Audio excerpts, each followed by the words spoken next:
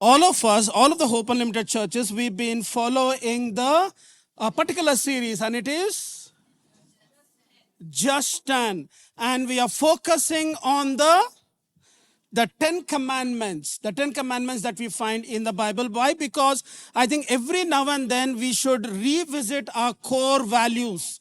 Every now and then, even though you have studied them in your Sunday school, I think we should keep reading them every now and then, maybe once in 2 years or whatever.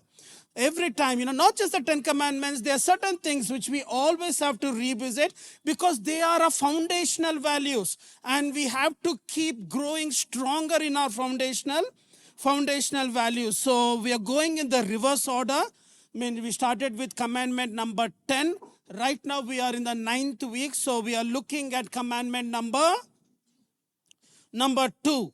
And the commandment number 2 reads something like this. I'm reading from the Amplified version. It says, you should not make for yourself any idol or any likeness, form or manifestation of what is in heaven above or on earth beneath or in the waters under the earth as an object of worship. You shall not worship nor you should serve them. Basically, commandment number 2 is telling you should not carve anything. You should not make anything. Don't do anything in the heavens or the birds or the earth or animal or tree or something like fish or whatever it is. Don't create an object and start worshipping that object. You should not do anything like that. In fact, when you look at the 10 commandments, I believe the first 3 of them are the foundational, the core commandments. At least the first 2 are very core commandments. It's a typical Hebrew feature. In the Hebrew writings, the way they used to write is, number 1, they will clear the point. In the sense, they will make a statement. And everything else that follows is just a support to that statement. That is so unlike, the Western mindset. Hebrew is very Eastern mindset. You'll make the point and then you will explain everything. The Western mindset is you will beat around the bush. You will go everywhere and then you will say, okay, this is what you want. Then they will kind of pinpoint the actual issue. No. Hebrew is different.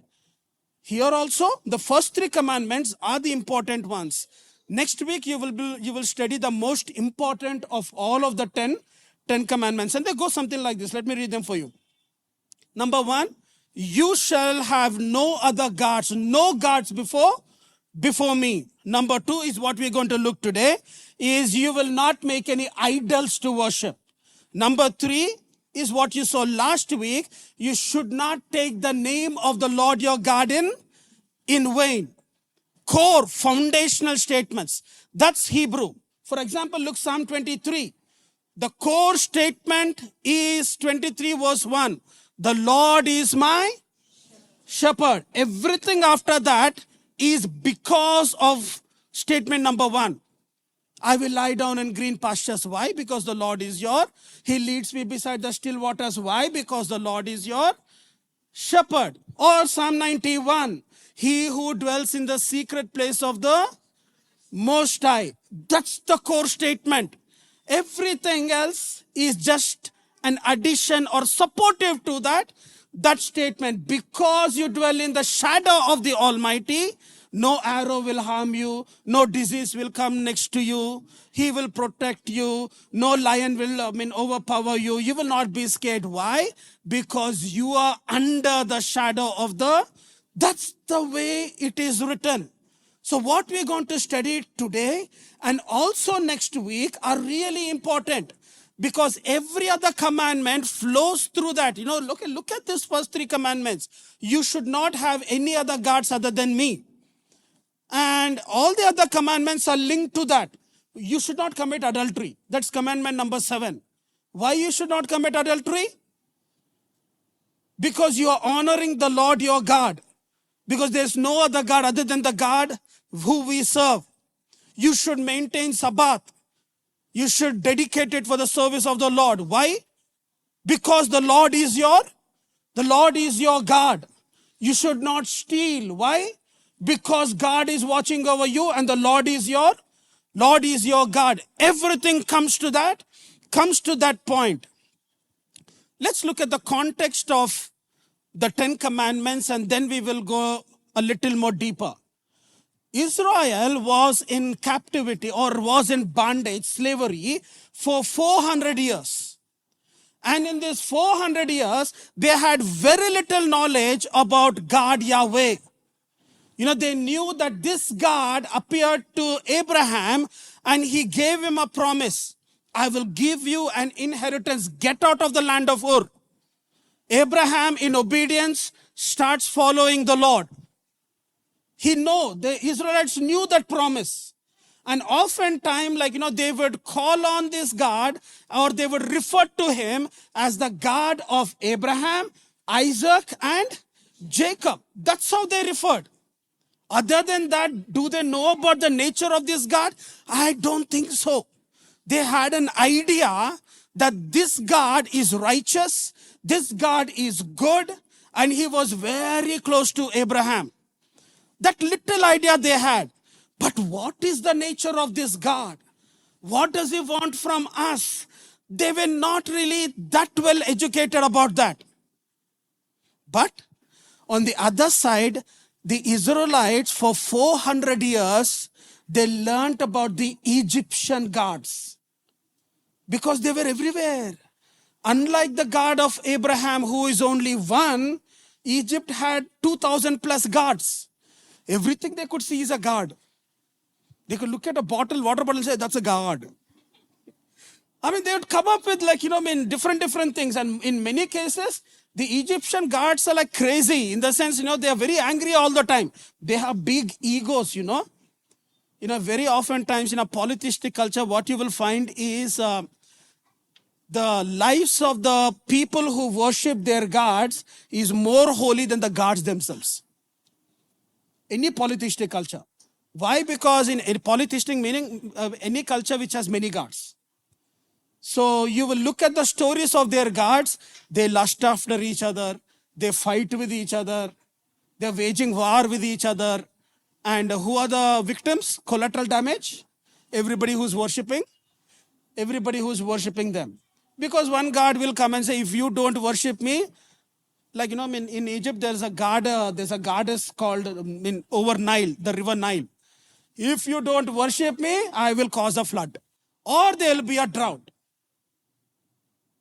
And they have to worship. And if everybody is worshipping that God, then the God of the cattle will get angry. If you don't worship me, I will kill all the cattle. Then they have to, it's fear. It's fear. They worship gods because of that fear. But these gods are also petty gods. You can pitch one god against another god. You can take the help of one god and do black magic on some family there. That's how they used to operate. That's how it used to. It's like a culture of witchcraft, a culture of black magic, a culture of fear. They use that same crooked mentality to dominate the Israelites for 400 long years. Israel cries to the Lord God.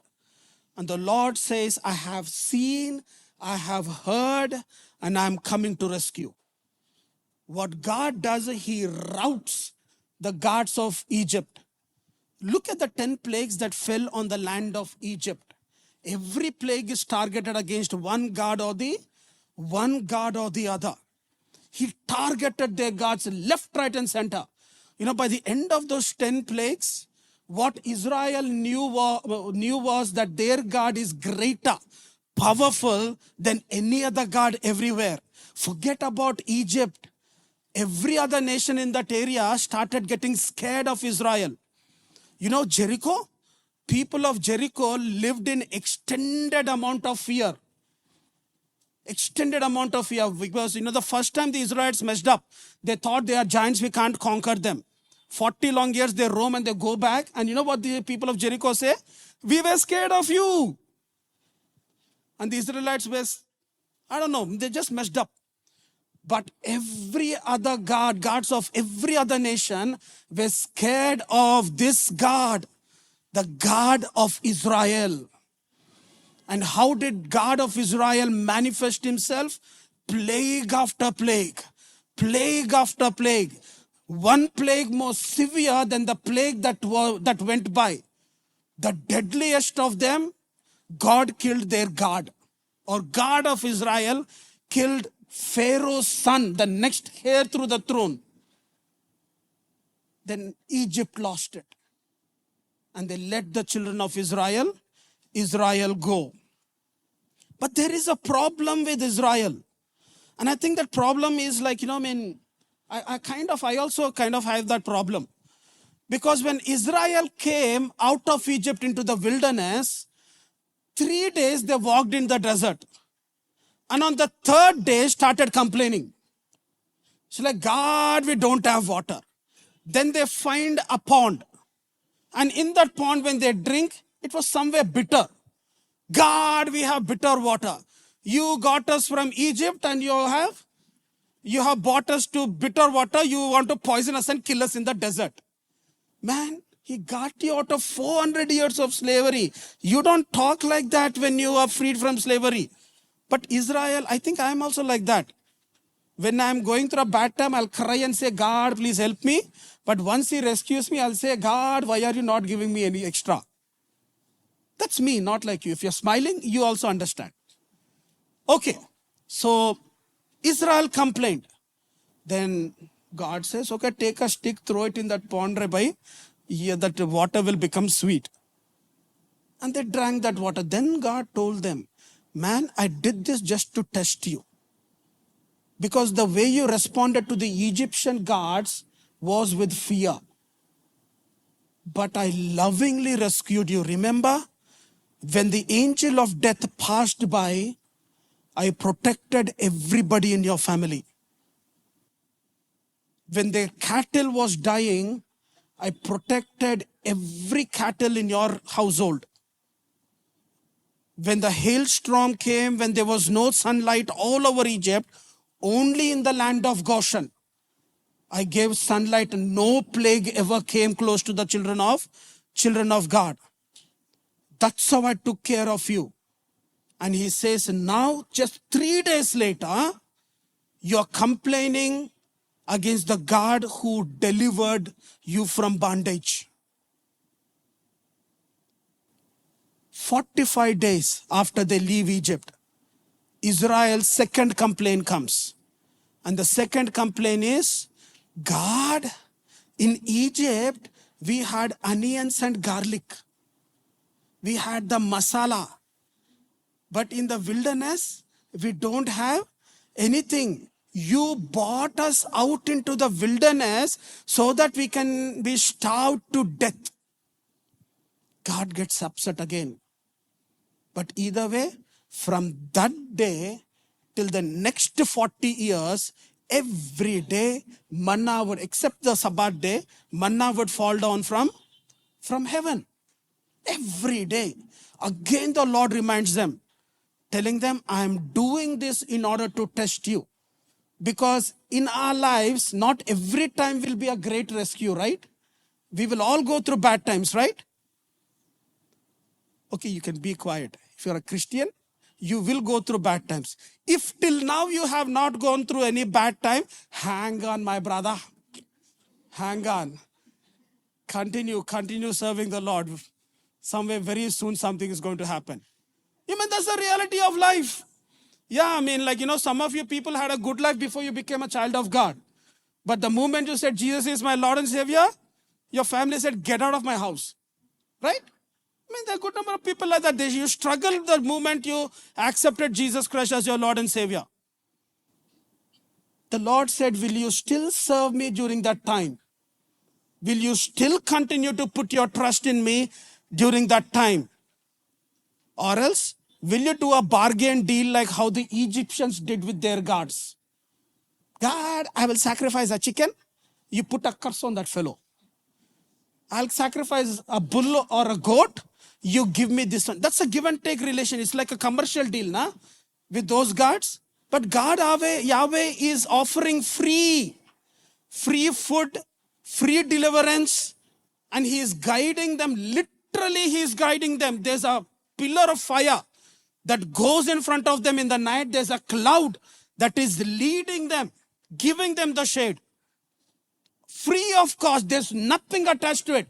Do the Israelites deserve anything like that? I don't think so. They are slaves. Can they offer anything to this God? I don't think so. They have nothing to offer. But God still took care of them. God still delivered them. And the Lord said, because I have delivered you, because I have taken care of you, you will only serve me. I have bought you with a heavy price. And you will not go worshipping any other gods. You will worship only me. And the reason that he gives is like this. Exodus chapter 20 verse 4 to 5, it says, you shall not worship any of them. You shall not worship them, nor will you serve them. For I, the Lord your God, I am a jealous God, or impassionate God, demanding what is rightfully and uniquely mine. If God did not deliver Israel, what would have been the fate of Israel? They would have died building those cities in Egypt. It would have been a genocide of a whole nation. So God gave hope where there was no hope.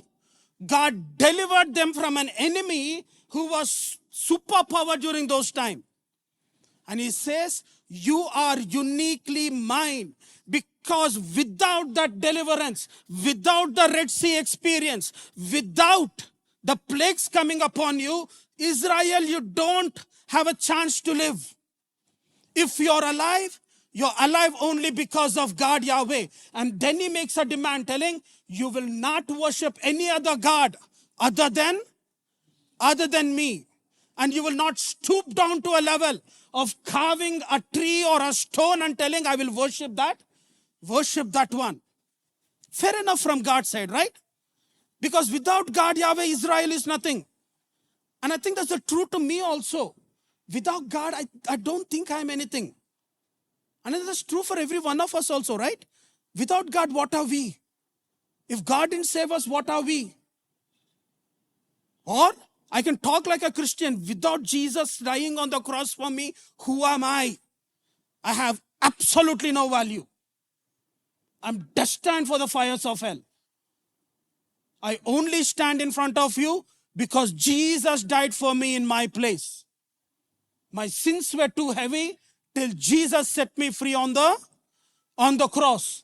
So if Jesus comes to me and says, I have died for you so that you can live for me, I'll agree with that. I'll gladly agree with the statement like that. And I will pour out my life in order to worship Jesus and do everything that pleases him. Because without him, I am really nothing. So the Lord gives them the reason over here, telling, because I am a jealous God. I am a jealous God. So how should I understand the word jealousy? It has very negative connotations right now. But let's understand it biblically. 6 times in the Old Testament, the word jealousy is used for God. And all of those 6 times, it is used in the context of idol worship. Or all of those 6 times, it is used in the context of replacing God with something else. And 3 times it is used in the book of Exodus, and 3 times it is used in the book of Deuteronomy. Very quickly we will look into this and then we will respond to the message today. The first time you will find it is in Exodus chapter 20 itself. We have just read it. Exodus chapter 20 verse 5. It says, you will not bow down, for I am a jealous God. God leads them out of Egypt. God rescues them, sets them free. And the way that the Lord tells is, I am very possessive about you. That's a better way to understand the word jealousy. It talks about the ardent, protective zeal that Yahweh has for his people. It's like, you are mine. If you go anywhere, it's like, let's say, the testimony here today was like about this lady, Nikita. And 9 years, right? 9 years, she struggled to have a baby. And after a lot of struggle, I think, the 2-3 minutes does not really capture the pain that she must have gone through. So think about a mother who goes through such a pain, gives birth to a baby boy, girl, raises up that baby boy or a girl, the child, and someday when the child grows up, the child says, "You're not my mother." How will the mother feel? How will the mother feel? God delivered them. God rescued them. God is providing food for them. God destroyed the most powerful nation on the earth just for them. And if they put an idol and say, "This is God," how will they feel? How will God feel? He says, "I am possessive. You are my people." Everything about Israel is a promise fulfillment of God. Remember, Israel is a nation because of the promise God gave to Abraham. He said, "You are my people. You're not going to go and worship any other God." That's jealous. That's possessiveness. And it is right for a parent to be possessive about their children, right? You agree or not agree? That's true. It is right for a parent who gives birth and takes care of their children to be possessive about their children. I think it is right for also spouses to be possessive. In a marriage relationship, it is right for spouses to be possessive. I'll talk about it a little later. The second time, and the third time also, the word jealousy is used in Exodus chapter 34. In the verse 14, it is used 2 times in this one sentence. And it reads like this. It says, "Do not worship any other God, for the Lord whose name is jealous is a jealous God." It is used 2 times. He's a jealous God. And the 10 Commandments are written. You will find the 10 Commandments 3 times in the Bible. Exodus chapter 20, chapter 34, and Deuteronomy chapter 4 or 5. So there are 3 times you will find the 10 Commandments being repeated. Some are little elaborate, some are little detailed, but 3. And this Exodus chapter 34 is when God was giving the 10 Commandments for the second time. Why? Because the first time when God gave the commandments, Moses got angry because he saw them worshipping a calf. So he takes those commandments, the tablets, and he breaks them.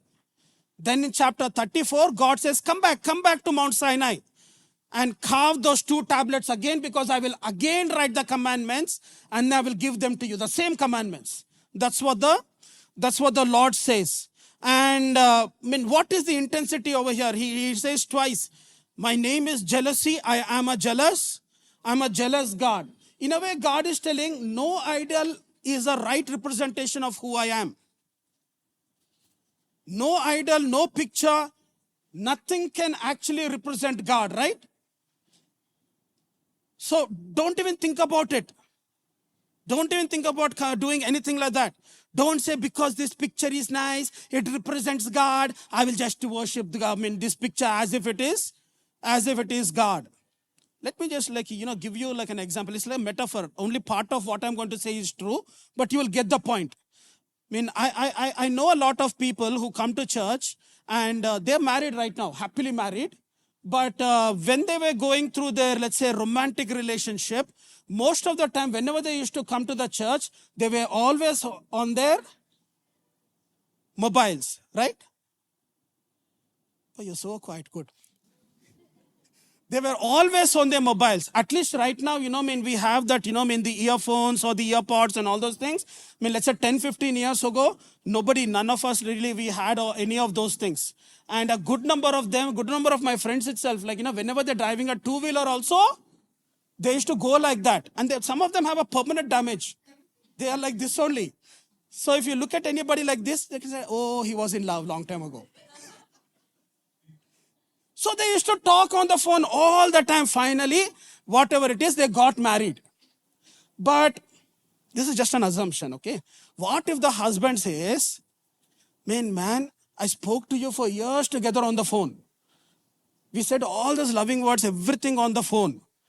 So I want to talk to you even right now though we live in the same house, we'll talk to you on the phone because that's how everything happened, right? How will that be? She'd be like, I'm in front of you, man. Talk to me face to face. Why do you want to use a picture or a carved thing and pray to it when God is omnipresent? When God is everywhere around us. In Psalm chapter 115, it says, it talks about idols. In kind of, I think, in a taunting way, it says, they have mouths, they can't speak. They have eyes, they can't see. They have hands, they can't do anything. They have feet, they can't really walk and all. So what's the point, man? How are they going to help you? How are they going to help you? When Egyptian gods, when you look at them, they are all limited in their scope, limited in their potential. The god of Nile has authority over Nile, does not have any authority over the Sahara Desert. And the god of the crops is only over the crops. So even if it were a demon that is operating to that god, that demon or the demonic force or that demonic influence was finite. Compare them to the God of Israel is like mocking the God of Israel. God of Israel is omnipotent. He is all-knowing and He is present everywhere. All those demons that operated as gods, they are not omnipotent. They don't know everything. But the God we serve, He knows everything. That's who our God is.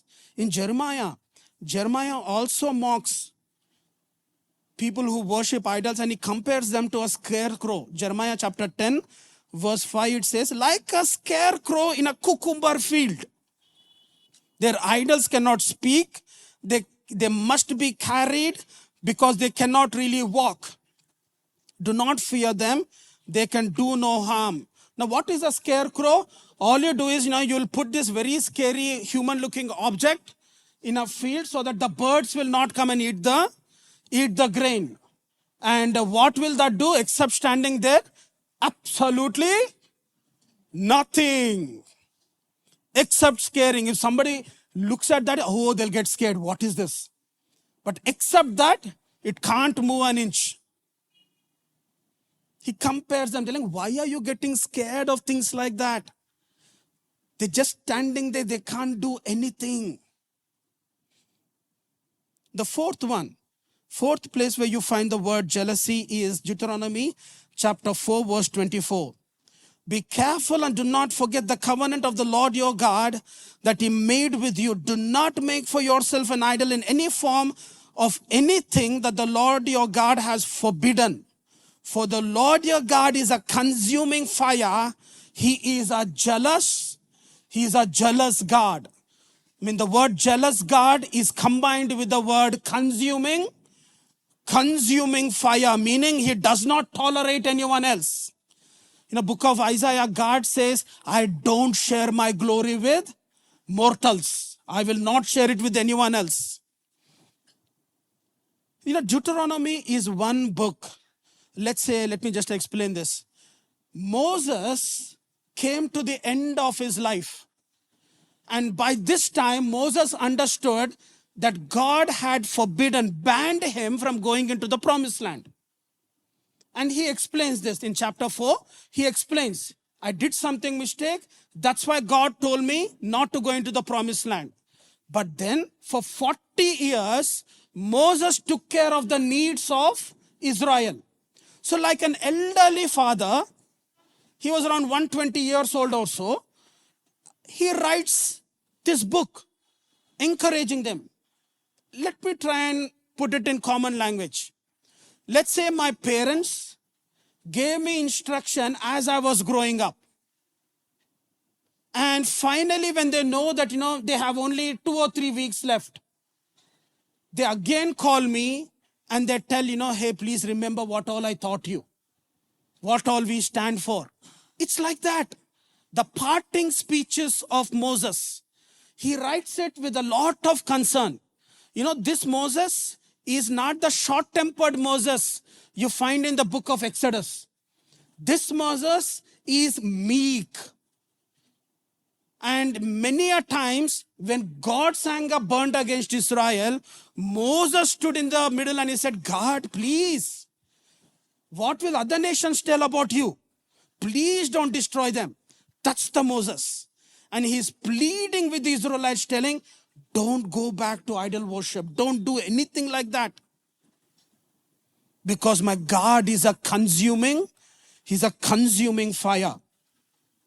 Sometimes, like, I had this very interesting thing. Back in the day, one person came and told that, Pastor, he's married. He said, Pastor, before I got married, my wife is a blessing from God. Yes. I said, okay, good man. Nice, you have living a nice, good life. But then before that, I had all kind of bad relationships and all. Okay, God rescued you from that, man. God forgave you. Good, I told. But he said, like, in my home, I want to keep a picture of my ex. I said, why? No, not because I don't have anything close. I mean, in the sense, nothing, no feelings and all. But just because she was like a model and she is good, that's why I want to keep. I said, okay, go ahead and keep, man. Well, you know what will happen? You'll have a spicy curry in the evening. In your curry, the masala will be like super high. Nobody tolerates anything like that, nah? No. God is a consuming fire. You get something other than, you bring someone else and say, God, in your place, I'm going to do this. You think God's going to keep quiet. He's possessive. The fifth time is in Deuteronomy chapter 6, verse 16. Or rather, sixth time you'll find it. Deuteronomy chapter 6, verse 16. For the Lord your God, who is among you, is a jealous God, and his anger will burn against you. He will destroy you from the face of the land. Now, this chapter is a very interesting chapter. Why? Because in this chapter, Moses gives the creedal statement of Israel. Creedal statement meaning the foundational statement. That's the statement that should define the nation of Israel. And the creed statement goes something like this. Hear, O Israel, that the Lord thy God is one. And thou shalt love the Lord thy God with all your heart, all your soul, with all your strength. That's the way God wants to respond. Not like the Egyptians who were scared of their gods, but God wants the Israelites to fall in love with the God who delivered them. The relationship or their obedience is not because of fear, but their obedience is because of love. Everybody okay? When I was in my degree college, I used to get this one preacher. We used to have a chapel. I studied in a Christian college, and we used to have a chapel fellowship. And most of us became Christians, or rather we became serious with God because we used to hear messages about hell. Hell is a scary place. The fire will not go down and the worm will not. I said, Jesus, I love you. And like, it's really scary. I used to go attend, do everything and all. Not because I love God, but because I am scared of God. Later on, I found out, that's not the right way to worship God, right? I don't feel it right. In the sense, I don't want to get terrorized and worship God. I want to worship God because I want, man. My heart is telling me that I love him. And I want to worship God just because I love him. And Moses tells the same thing here. It's only one God, not like Egypt, 10, 15, 2,000 gods. And you should love him with all of your heart, your mind, your strength, with everything that is within you. And he also gives a solution how we can continue in this value. And the solution is like this. These commandments that I give you today are to be on your heart. Let's say the 10 commandments plus all the others. Put them on your heart, in the sense, by heart them, memorize them. And just because we studied it, how many of us know all the 10 commandments by heart? We have to pray. Okay, there's one lady. God bless you, lady. And yeah, I think, at least, because you've been coming to this church for a long time, considerable amount of time, as children of God, can we by heart them? At least nod your head, man. Yeah, yes, there's a bare minimum we can do, right? Okay? Yeah, in the next 1 or 2 weeks, we'll by heart all the 10 commandments. Amen? Yeah. All right. And he says, these commandments that I give you today are to be on your hearts. Impress them on your children. In the sense, if you have children, talk to your children about the word of the Lord. And it says, this is how you're going to talk. Talk about them when you sit in your home.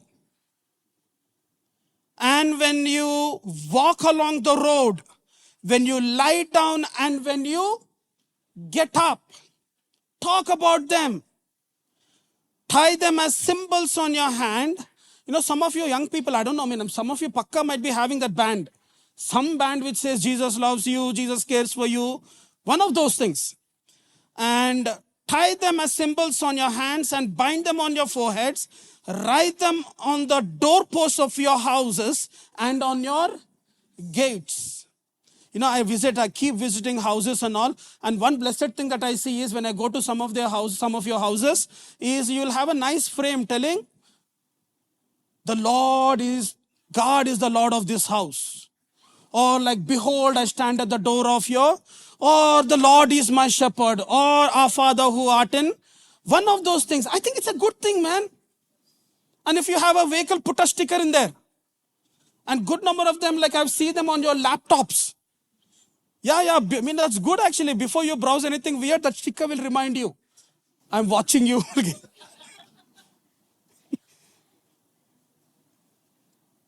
The Lord said, I am a jealous God. I'm very possessive about you.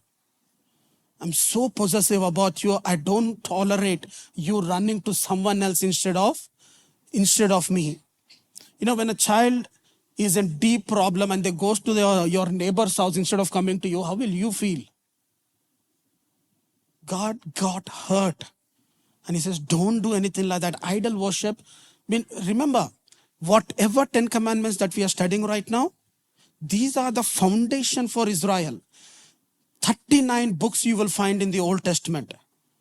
Every other book after the 10 commandments is either a reaction or a response to how Israel behaved with the 10 commandments. If God sent Israel into captivity, is because they broke one of these commandments. Or if God blessed somebody, is because they followed the 10 commandments. Everything in that old covenant, from here till the book of Malachi, is a consequence of how people dealt with the 10 commandments. That's how important these commandments are. So if you have to take some time to by heart them, please do that. Please do that. Because our lives, till the end of our lives, will also be a reaction to this. Whether God will bless us or God will not bless us, or whether we are close to God or far away from the Lord, it depends on whether we obey the word of the Lord. The Israelites were scared of their God, but for some reason they were also taking their God for granted. The Egyptians worshipped their God out of terror. But then the Lord is making the Israelites unlearn what they have learned for 400 years. And he was giving them a new identity. And they are not supposed to worship their God the way the Egyptians worship their God. So he would give a revelation of himself. With this we'll close. In Exodus chapter 34, verse 5 to 10, God gives a revelation of himself. And this is the chapter where God tells Moses, come back to the mountain. I will give you the 10 commandments again. But then Moses has this one desire. Moses says, God, I just want to have a glimpse of who you are. I think it's a great desire. But then the Lord says, Moses, you cannot see me and live. Because you are a man, God is God. But the Lord says, Moses, for you, I'm going to make an exception. I will hide you in the cleft of a rock, put my hand, I will cover you, and I will pass by. Or my glory will pass by. And after my glory has completely passed by, you will get a glimpse of a trace of it. Or some Bibles would say you will see my back. That's exactly what happens. And as Moses opens his eyes, God gives a revelation of himself. And the revelation goes something like this. It's powerful. And God wanted all Israelites to have this revelation of God. God wants all of us also to have this revelation of himself. Exodus 34 verse 5, then the Lord descended in the cloud, stood there with Moses as he proclaimed the name of the Lord. Then the Lord passed by in front of him and proclaimed, the Lord God, meaning Yahweh, Yahweh. Then the revelation begins. Who is he? Compassionate, gracious, slow to anger, abounding in loving kindness, abounding in truth, keeping mercy, keeping loving kindness for thousands, forgiving iniquity, forgiving transgression, forgiving sin. But he will never let the guilty go unpunished, meaning God of justice. He reveals himself like this, and he wants Israel to acknowledge him and to understand his nature, his revelation. What does that mean? He's a compassionate God. The word literally means he is with us in our pain. Meaning when you're struggling in your life, when you're struggling to make it in your life, who understands your pain? God understands your pain. When it says grace, he's a gracious God. Grace is almost always defined as something which you don't have, but is generously given by God. Or sometimes it is defined as you don't deserve it, but God still gives you. It's like you got 35 marks in your examination when the passing percentage is 36. So if somebody gives you that 1 mark, that is human grace is 1 mark, man. I think when we get 1 mark, God gave us 90 marks. That's God's grace. And when it talks about, I like the third one, God is slow to, wow, this is so blessing, yeah. I mean, in other words, you can say that God hesitates to get angry. He's not easily provoked. Some people, early in the morning, I look at them, the first expression we give is a smile, right? You'll smile at least, even if you're going through a bad day. But not everybody responds with that smile. You're like, this fellow is born angry. I mean, some people are just like, God is not like that. God doesn't easily get provoked. He will look to give us opportunity, first chance, second chance, third chance. If you really succeeded in making God angry, that means you really did something bad. Otherwise, God doesn't get angry that easily. But then he is abound, lots of love. Abounding in love is translated, the same Hebrew word is translated as kindness elsewhere. He is kind, he is truthful, merciful, loving kindness, forgives iniquity and all. Why is God revealing himself like this? Let's look at the same portion of the scripture, verse 10. Verse 10 gives the reason. Then the Lord said, behold, I am going to make a covenant. The 10 commandments is all about a covenant, an agreement. Before all your people, I will do wondrous works. In the sense, miracles such as never been created or produced in all earth, nor among any nations. God said, I have delivered you from Egypt, and I'm making a promise to you. I will do things among you, miracles and signs among you, which I have not done anywhere else. The nations will only be spectating. They will only look and they will wonder, why is God favoring Israel so much? And he says, and all the people among whom you shall live shall see the working of the Lord, for it is a fearful and awesome thing that I'm going to do with you. All that God is telling, I'm going to do something powerful, something magnificent among you, something the world never even thought of. I will bless you to such an extent the world will just keep wondering. But then the requirement for that is keep my covenant. Today we looked at the second commandment. You shall not carve any image of anything in the air, earth, under the earth, in the waters, anywhere. You shall not carve anything with the intention to worship it. You know, Rick Warren talks about idols or idolatry. And Rick Warren says that anything that takes the place of God in your life is an idol. This was whatever we read is talking about literal idols. But for us, we are Christians, right? We don't really have any idols and all. But then anything that takes the number one place in your life is your idol.